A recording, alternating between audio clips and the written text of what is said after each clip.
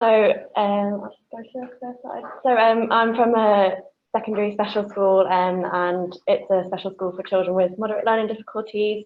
And just as Mary was saying, we've got a significant amount of pupils with complex mental health needs, and pupils with SEMH and autism as well. So it's a big combination.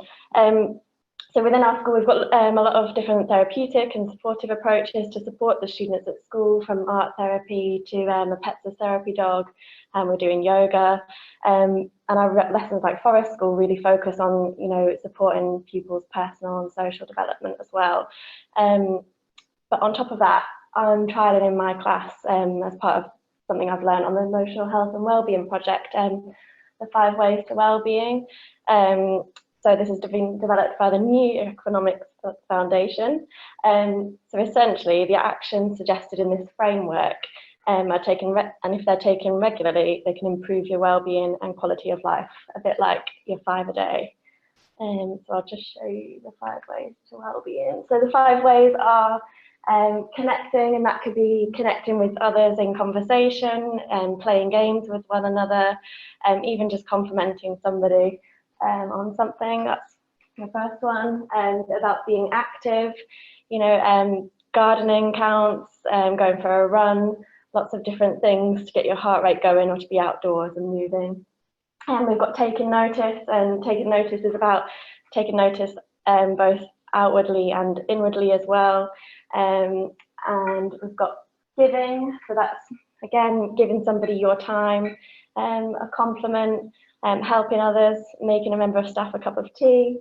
And then we've got keep learning as well, so encouraging their curiosity, learning about others as well, or if they've got chosen a specialist subject, and quite a few of the autistic kids in my class do, encouraging them to keep learning as well about that subject.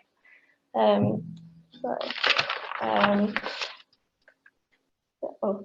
gone on a bit too much. So the 5 ways to wellbeing, they help young people to take ownership and responsibility for their own well-being through understanding. So understanding the 2 quotes, that well-being is important for me, and there are things that I can do to improve how I feel. And if they've got a good understanding of that, they can start to take ownership in making themselves feel good. And they've got the best chance of being able to stay positive throughout their lives if they can learn to take that ownership and responsibility. So in my teaching day, I try to include all the 5 ways to wellbeing since I learned about it. And obviously everybody does, all teachers do. But on top of that, I'm trying to make the kids aware of it as well. So we have this thing called Wellbeing Wednesdays, where we'll spend about 30 minutes or 40 minutes of a day just the kids working on their own well-being. So we look at what 5 ways to wellbeing actions, I'm just going to skip this one. We look at what 5 ways to wellbeing actions students have covered in the week and how it's made them feel. So you can see on a Monday, if you've been active, how does that make you feel? And so they, at the end of every day, they're looking at this and kind of determining, what did I do today? How did I connect with somebody? How did that make me feel? And then I've just got an example here of one of the pupils, and he looked at himself last week, and he thought an area that he would like to work on this week is being kind and being active. And he knew in himself that in being kind, that was all about giving as well. And that was a huge step for him when he first joined us in September. He was quite an isolated young man, and for him to take that ownership and think, I really want to help others in a small step was huge. So I'll just go back to this one. So so they identify areas that they'd like to work on, and we kind of run a carousel of activities each week.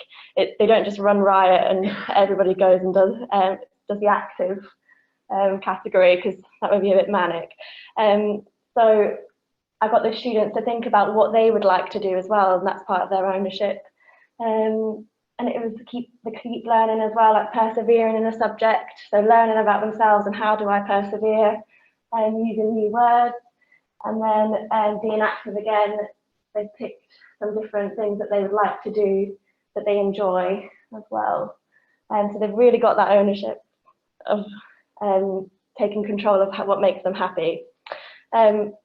So in doing this, we hope that, well, I hope that the tools that they learn through the Wellbeing Wednesdays help them make the most of opportunities, and that it helps develop their interpersonal skills as well as their empathy and what makes them happy. And that's everything.